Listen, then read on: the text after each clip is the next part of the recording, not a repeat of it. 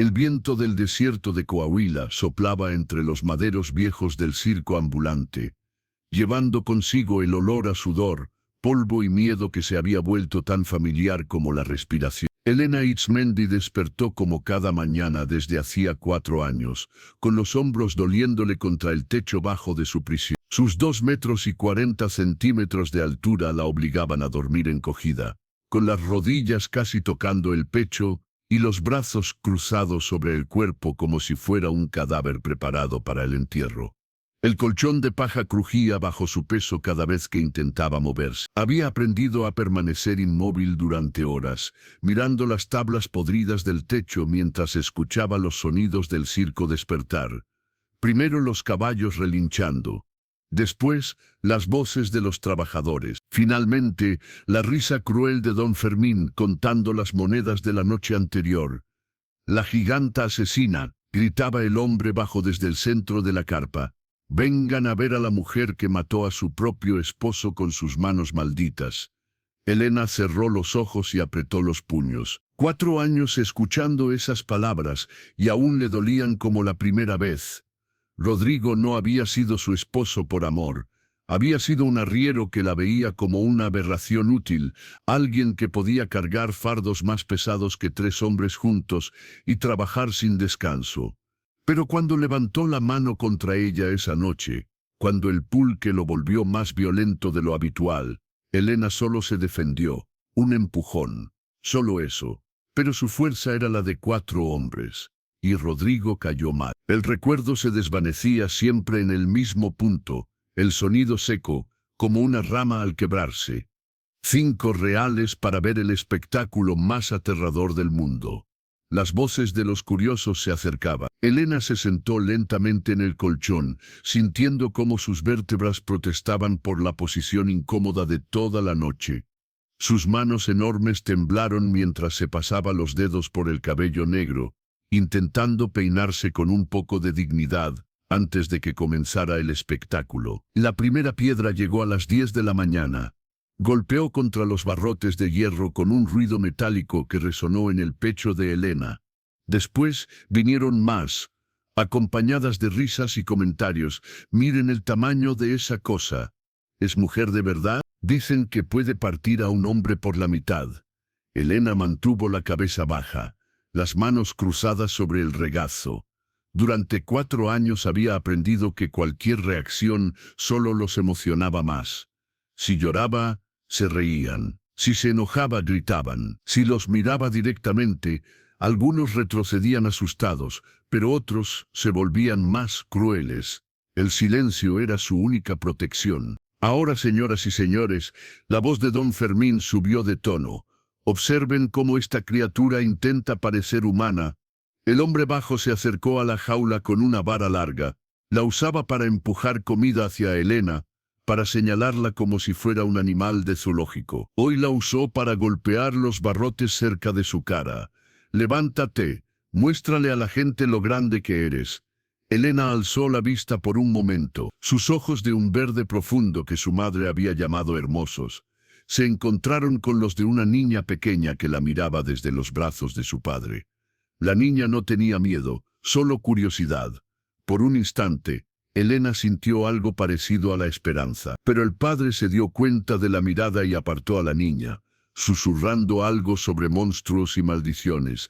El espectáculo duró 3 horas. Cuando la multitud se dispersó, Elena se quedó sola con el eco de sus voces burlándose. Don Fermín se acercó, contando las monedas con dedos gordos adornados de anillos baratos. «Buen día hoy», murmuró. «La gente siempre paga por ver rarezas como tú». Se alejó sin más palabras, dejando a Elena con su ración diaria. Un pedazo de pan duro, agua en un cuenco despostillado y un plato de frijoles fríos. Comió lentamente, saboreando cada bocado, no por placer, sino porque era lo único que podía controlar en su día. El momento de la comida le pertenecía a ella sola. Mientras masticaba, recordó las palabras de su abuela, dichas hacía tanto tiempo que parecían de otra vida. «Mi niña, Dios te hizo diferente por una razón. Algún día entenderás para qué». Pero su abuela había muerto sin explicárselo. y su familia la había echado de casa cuando tenía 14 años, asustados por su crecimiento desmesurado, y cada trabajo que había intentado terminaba igual, con miradas de miedo, susurros y finalmente despido. Solo Rodrigo la había aceptado, y él también la había lastimado. ¿Para qué?, susurró Elena al aire vacío. ¿Para qué me hiciste así? El viento sopló más fuerte, haciendo gemir la madera vieja del circo. Sonaba casi como una respuesta, pero Elena ya no creía en respuestas. En las colinas que rodeaban el poblado de Villa de García, Ayotli observaba el humo que se alzaba desde las chimeneas del asentamiento. Sus 53 años pesaban en sus hombros, como una manta de lana mojada, no por cansancio físico, sino por el cansancio del alma que viene después de perder todo lo que se ama. El guerrero apache había construido su rancho en un lugar donde podía ver el pueblo sin ser visto. Necesitaba saber lo que pasaba en el mundo de los blancos, pero no deseaba formar parte de él. Durante 11 años había vivido así, en la frontera entre dos mundos que no lo querían completamente en ninguno. Sus manos, curtidas por el trabajo y marcadas por cicatrices de batallas pasadas, acariciaron el mango de su cuchillo mientras observaba la caravana que se acercaba por el camino principal. Era un circo ambulante, a juzgar por los colores chillones de las carretas y los sonidos extraños que llevaba el viento. Ayotli recordó a su esposa Nenet cuando vio los colores. Ella había amado los colores brillantes, rojos como la sangre del atardecer, azules como el cielo después de la tormenta, amarillos como el maíz maduro. Había tejido mantas con esos colores, mantas que él había quemado la noche después de enterrarla, porque el dolor de verlas era más de lo que podía soportar. El circo instaló sus carpas en la plaza del pueblo, y durante los siguientes 4 días, Ayotli escuchó el ruido de la multitud, los gritos de asombro y las risas. No bajó al pueblo.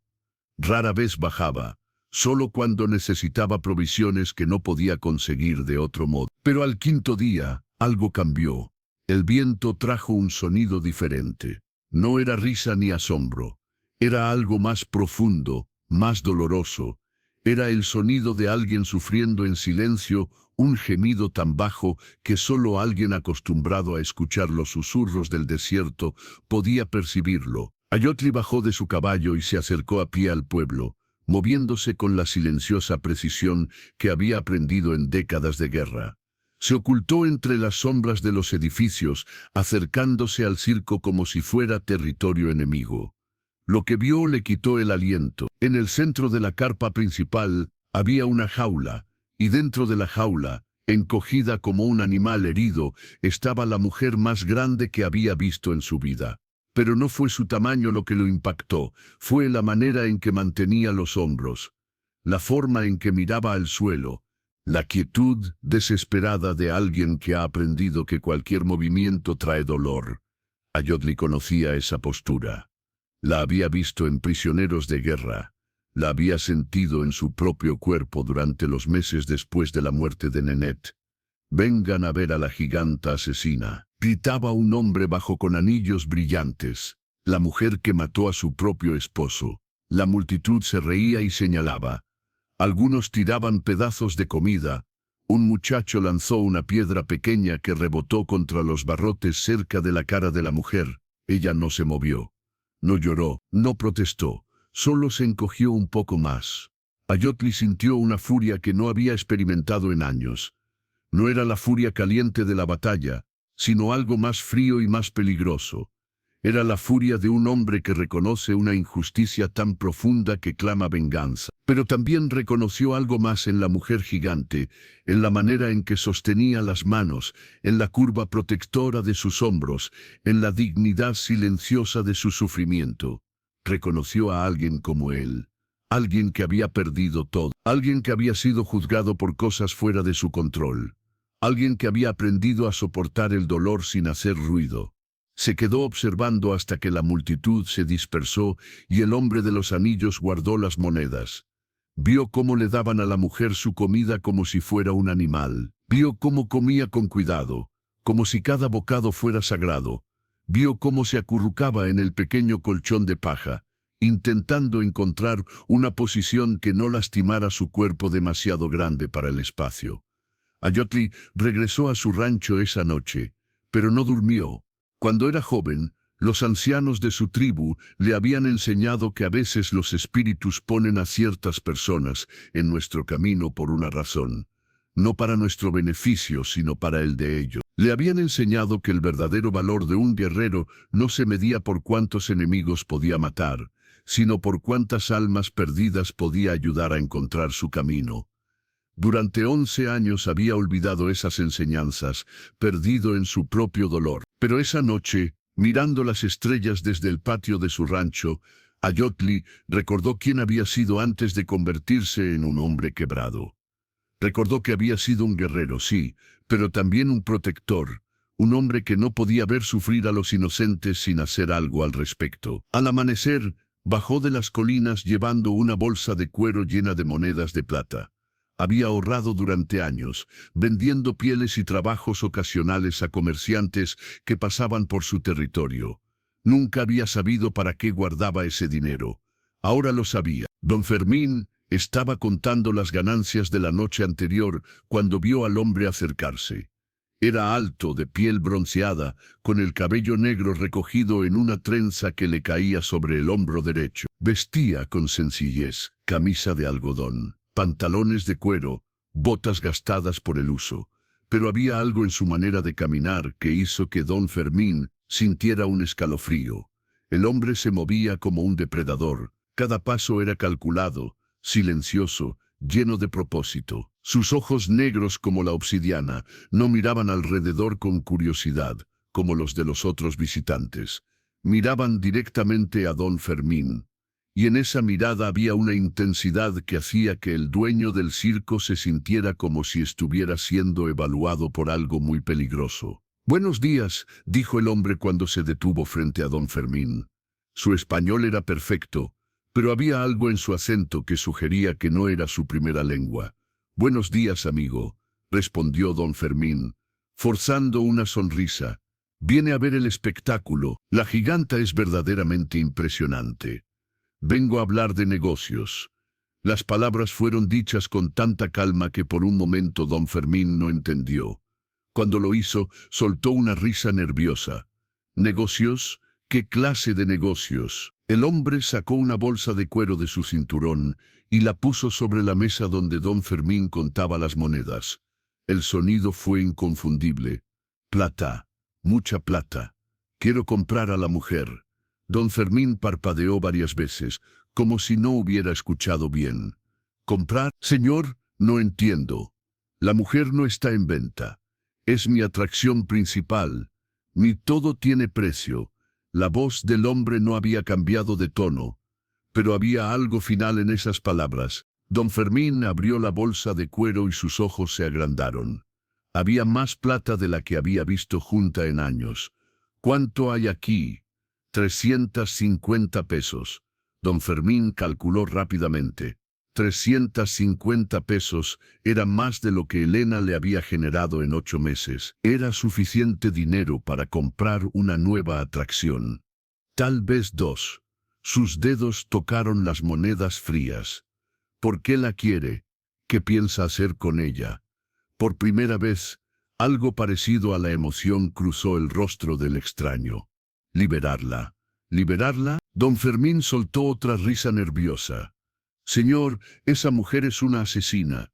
Mató a su propio esposo. Es peligrosa. No puede simplemente... ¿Usted estuvo ahí? ¿Vio lo que pasó?» La pregunta cortó la risa de don Fermín. «No, pero todo el mundo sabe. Todo el mundo dice muchas cosas. Pocos saben la verdad». Don Fermín miró la plata, después miró hacia la carpa donde Elena esperaba el siguiente espectáculo. Había pagado 60 pesos por ella 4 años atrás, cuando Rodrigo murió y nadie más sabía qué hacer con una mujer tan grande y supuestamente peligrosa. Había sido una inversión rentable, pero 350 pesos era 350 pesos. ¿Cómo sé que no me va a causar problemas después? Si la libera y ella hace algo, no volverá a verla, dijo el hombre. Le doy mi palabra. Había algo en la forma en que lo dijo que convenció a don Fermín de que era verdad. Este no era un hombre que hiciera promesas vacías. Está bien, dijo finalmente, pero quiero que se la lleve ahora mismo. No quiero que esté aquí cuando llegue la gente para el espectáculo de la noche. El hombre asintió y se dirigió hacia la carpa. Don Fermín lo siguió, aún no muy seguro de lo que estaba haciendo, pero consolándose con el peso de la bolsa de plata en sus manos. Elena estaba sentada en el rincón de su jaula. Como siempre, al ver acercarse a los dos hombres, se tensó. Los visitantes fuera de horario generalmente significaban problemas.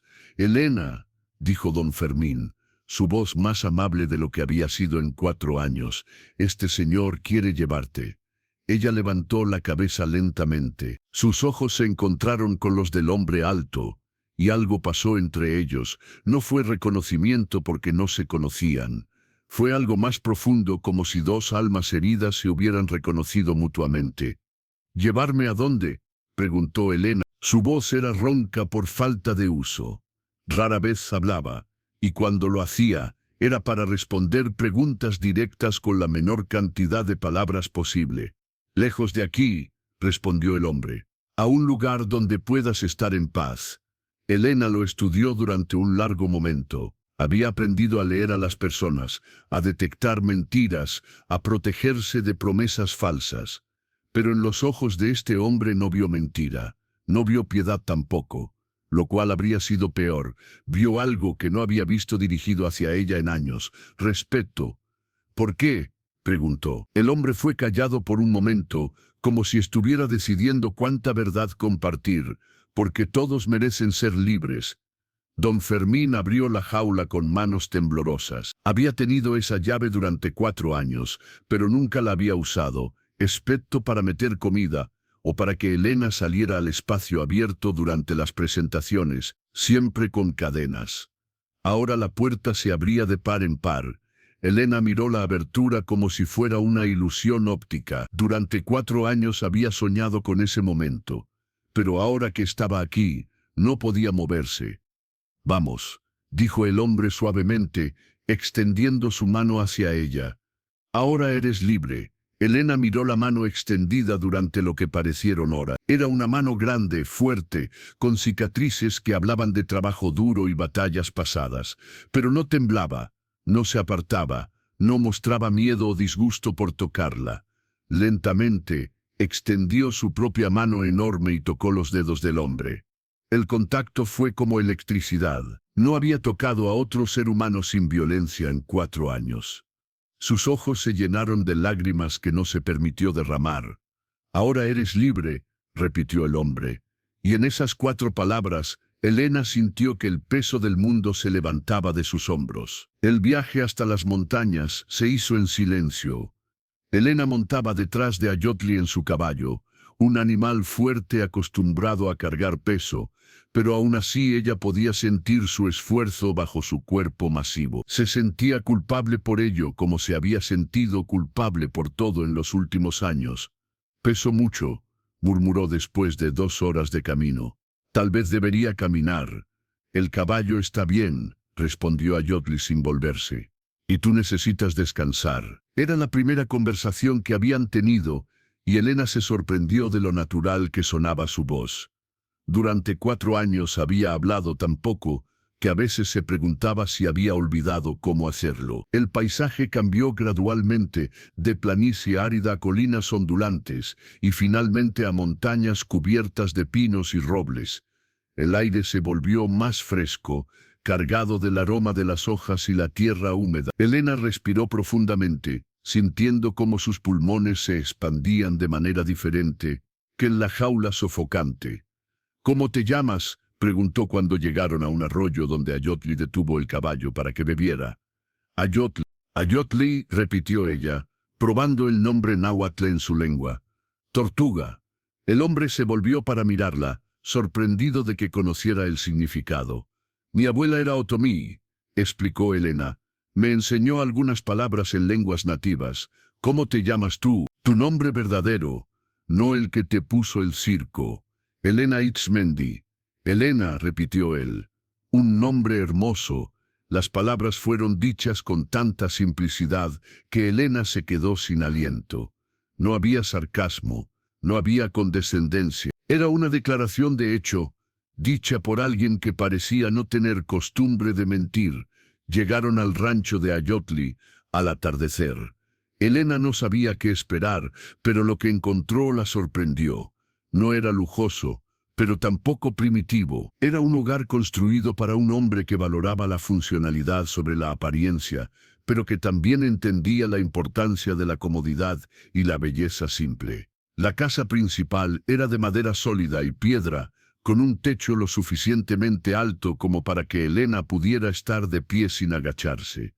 Había flores plantadas alrededor del porche, flores silvestres que crecían en patrones naturales pero cuidados. Un huerto ocupaba la parte trasera, lleno de maíz, frijoles y calabazas. «Es hermoso», dijo Elena, y lo decía en serio.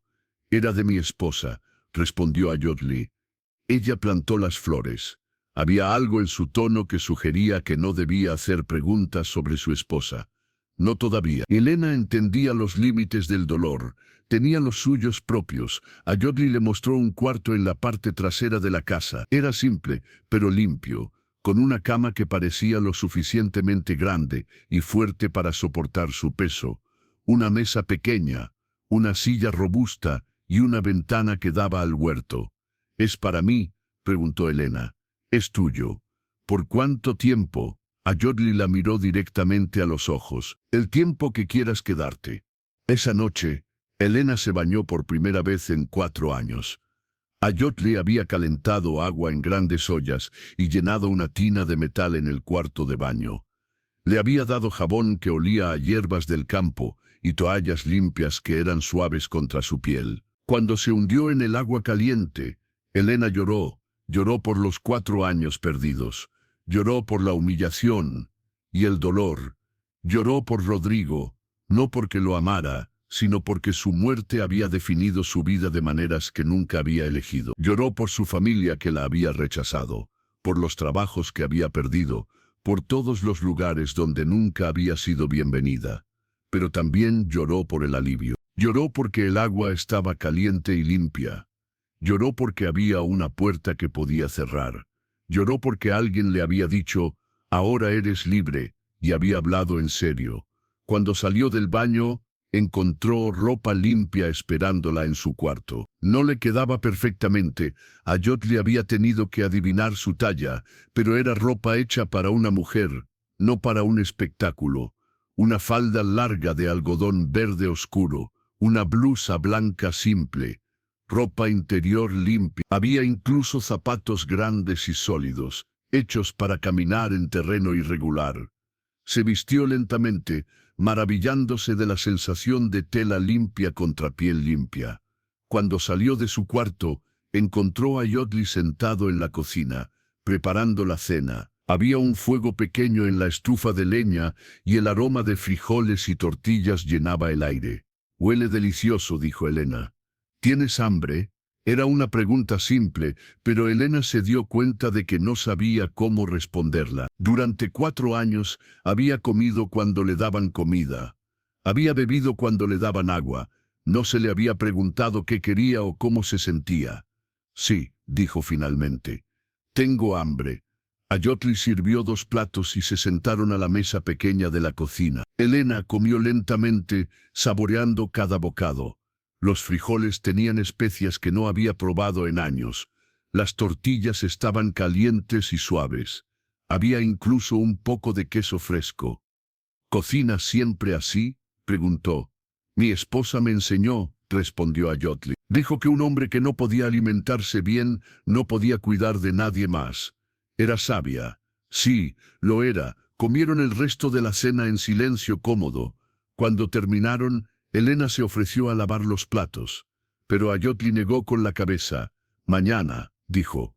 «Esta noche descansa». En su cuarto, Elena se acostó en la cama y miró por la ventana hacia las estrellas. No podía recordar cuándo había sido la última vez que había estado en un espacio donde podía extender completamente los brazos, donde podía estar de pie sin agacharse, donde podía cerrar una puerta y estar realmente sola.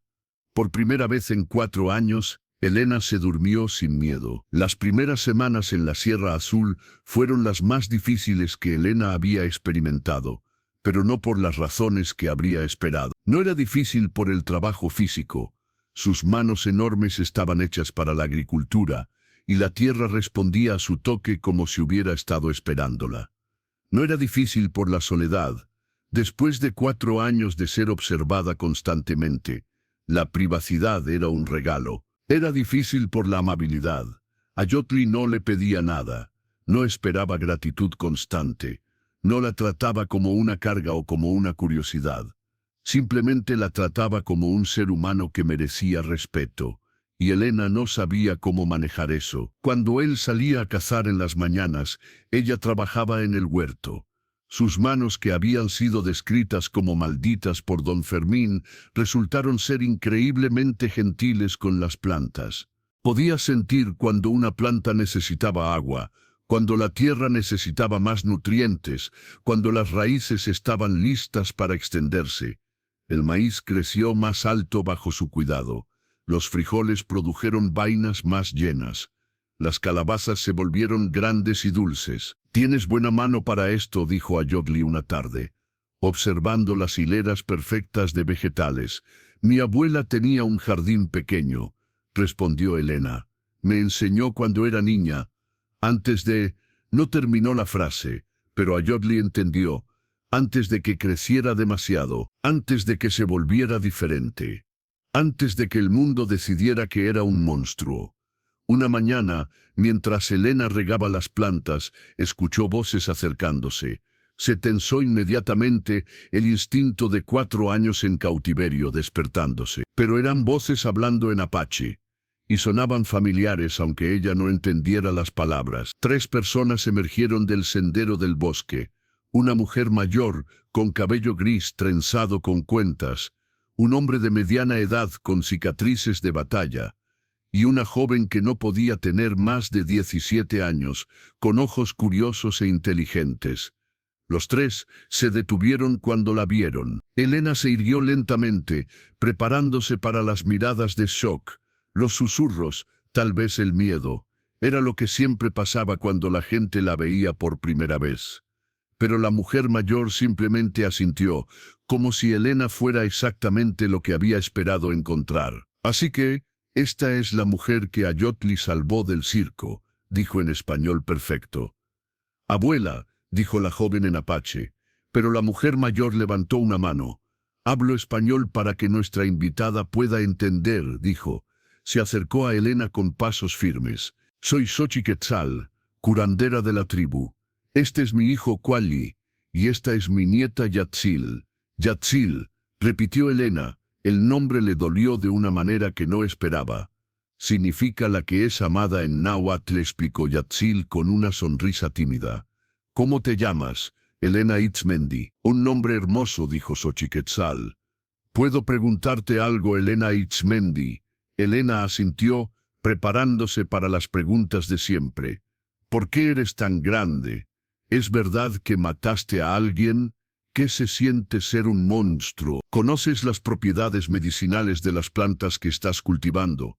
La pregunta la tomó completamente por sorpresa. «¿Qué? El epazote que plantaste junto al maíz es excelente para problemas digestivos. Y veo que pusiste hierbabuena alrededor de las calabazas. Eso ayuda con el sueño y la ansiedad. Pregunto si lo hiciste a propósito». Elena parpadeó. «¿Yo?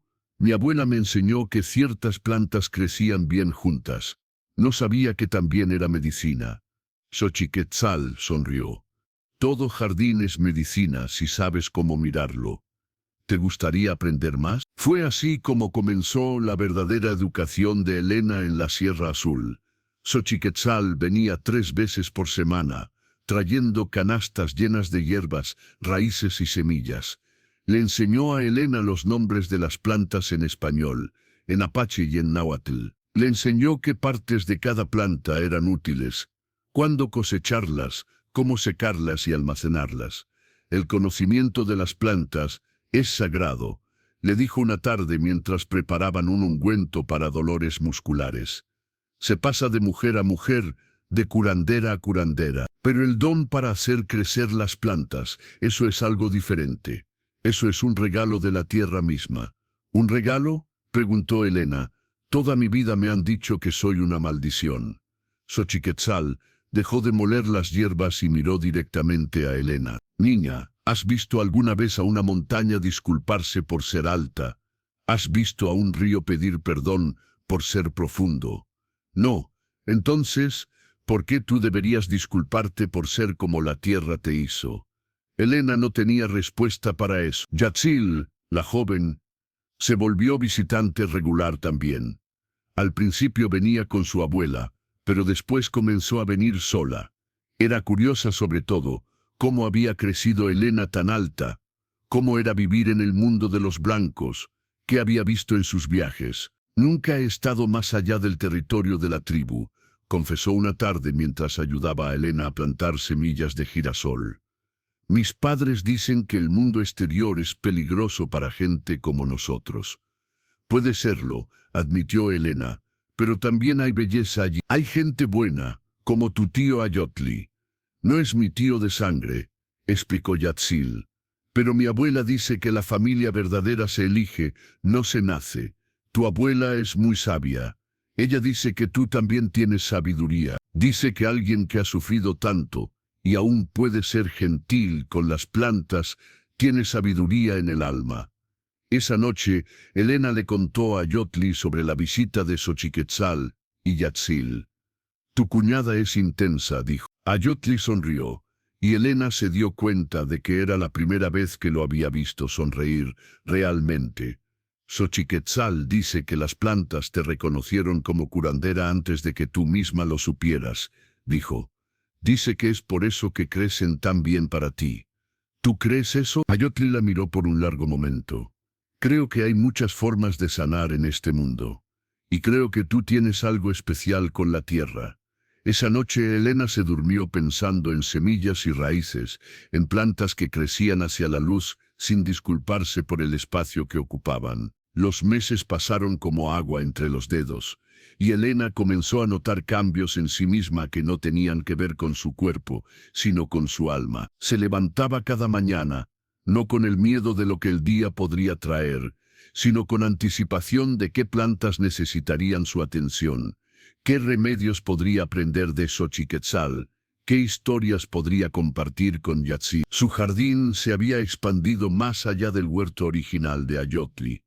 Ahora incluía 3 secciones dedicadas específicamente a plantas medicinales, una para heridas y dolor, otra para problemas digestivos y fiebre, y una tercera para calmar la ansiedad y ayudar con el sueño. La fama de su jardín había comenzado a extenderse entre la tribu de Ayotli. Primero vinieron los ancianos, aquellos cuyas articulaciones dolían con el cambio de clima. Elena les preparaba ungüentos de árnica y sauce que aliviaban el dolor mejor que cualquier medicina que hubieran probado. Después vinieron las madres con niños enfermos. Elena tenía una mano especial con los pequeños, quizás porque ella misma se había sentido pequeña durante tanto tiempo, a pesar de su tamaño. Sabía hacer que las medicinas amargas supieran mejor, mezclándolas con miel. Sabía cómo hablar suavemente para calmar el miedo de un niño enfermo. Pero no todos en la tribu la aceptaban. Es demasiado grande, murmuró Tezcal, uno de los guerreros jóvenes, cuando creyó que Elena no podía escucharlo. No es natural, los espíritus no hicieron a las mujeres de ese tamaño. Es un mal presagio, agregó su amigo Itzli. Desde que llegó, mi esposa no ha podido concebir. Elena escuchó estos comentarios y sintió el familiar dolor del rechazo, pero ya no se encogía ante él como antes. Xochiquetzal le había enseñado algo importante. El miedo de otros a tu diferencia es sobre su propia pequeñez, no sobre tu grandeza. El cambio real vino cuando una de las niñas de la tribu, una pequeña de apenas 5 años llamada Citlali, se perdió en el bosque durante una tormenta. Elena estaba en su jardín, cuando Kuali llegó corriendo. ¿Has visto a Citlali?, preguntó, su voz tensa de preocupación. Se alejó de su madre esta mañana. Con esta tormenta, Elena miró hacia los árboles. donde la lluvia caía con furia y el viento hacía gemir las ramas. «Puedo buscarla», dijo. «Es peligroso. Hay coyotes en el bosque, y con esta lluvia los senderos son traicioneros». «Soy fuerte», dijo Elena simplemente, «y soy grande. Puedo ir a lugares donde otros no pueden». Salió hacia el bosque sin esperar respuesta. Durante 3 horas buscó, llamando el nombre de la niña, siguiendo rastros casi invisibles en el lodo. Su tamaño, que había sido una maldición durante tanto tiempo, se volvió una ventaja. Podía apartar ramas que habrían bloqueado a otros, podía ver por encima de la maleza densa, podía caminar a través de arroyos crecidos que habrían arrastrado a una persona más pequeña. Finalmente la encontró acurrucada bajo un árbol caído, temblando de frío y miedo. «Citlali», dijo suavemente, acercándose como había aprendido a acercarse a los animales heridos. «Soy Elena. Tu mamá te está buscando». La niña la miró con ojos enormes. «Eres un gigante». «Sí», dijo Elena, «soy muy grande, pero no voy a lastimarte». «¿Te duele algo?» Citlali negó con la cabeza, pero siguió temblando. Elena se quitó su chal y envolvió a la niña en él. Después la levantó con cuidado, sosteniéndola contra su pecho. «¿Tienes frío?» «Un poquito. Vamos a llevarte a casa con tu mamá. Ella hará chocolate caliente». Durante el camino de regreso, Citlali se relajó contra el pecho de Elena. «Eres suave», murmuró, «y caliente. ¿No tienes miedo de mí?» Citlali la miró con la honestidad brutal de los niños. «Al principio sí, pero hueles a flores. Los monstruos no huelen a flores». Cuando llegaron al poblado, la madre de Citlali corrió hacia ellas, llorando de alivio. Abrazó a su hija. Después, para sorpresa de Elena, la abrazó a ella también. «Gracias», susurró. «Gracias por traerla de vuelta». Esa noche, la tribu se reunió alrededor del fuego para celebrar el regreso seguro de Citlali. Por primera vez desde su llegada, Elena fue invitada a sentarse en el círculo interno, cerca del fuego. Xochiquetzal se puso de pie y habló en apache. Después repitió sus palabras en español para que Elena pudiera entender. «Esta mujer», dijo, «ha demostrado tener el corazón de una verdadera apache. Arriesgó su vida por proteger a una de nuestras hijas». Quali se acercó a Elena y en un gesto de profundo respeto se inclinó ante ella. «Eres una madre verdadera», le dijo en apache. Después repitió en español para que todos entendieran. «Nuestro pueblo te honra». Elena sintió lágrimas corriendo por sus mejillas. Por primera vez en su vida, no eran lágrimas de dolor, sino de pertenencia. Ayotli se acercó a ella después de la ceremonia, cuando los otros habían vuelto a sus casas. «¿Cómo te sientes?», preguntó. Elena miró las estrellas, después miró el fuego que aún ardía, después miró a este hombre que había cambiado su vida con un acto de bondad inexplicable. «Como si finalmente hubiera encontrado mi hogar», dijo. Era la verdad más simple y más profunda que había dicho en su vida. 3 años más tarde, Elena se había convertido en la curandera oficial de la tribu, trabajando junto a Xochiquetzal para atender no solo a los apaches, sino también a colonos de pueblos cercanos que habían escuchado de sus habilidades. Su jardín se había expandido hasta cubrir casi un acre, con senderos que serpenteaban entre secciones organizadas por temporada y propósito, pero los cambios más profundos no estaban en el jardín, sino en su corazón. Había comenzado gradualmente, tan lentamente que no se había dado cuenta al principio. La manera en que Ayotli la miraba cuando pensaba que no estaba observando, la forma en que sus conversaciones se habían vuelto más largas, más íntimas, la manera en que trabajaban juntos en silencio cómodo, como si hubieran estado haciéndolo durante décadas. Una noche, después de una ceremonia de agradecimiento por la cosecha, Ayotli la acompañó a caminar por el jardín bajo la luz de la luna. «Elena», dijo finalmente, después de varios minutos de silencio.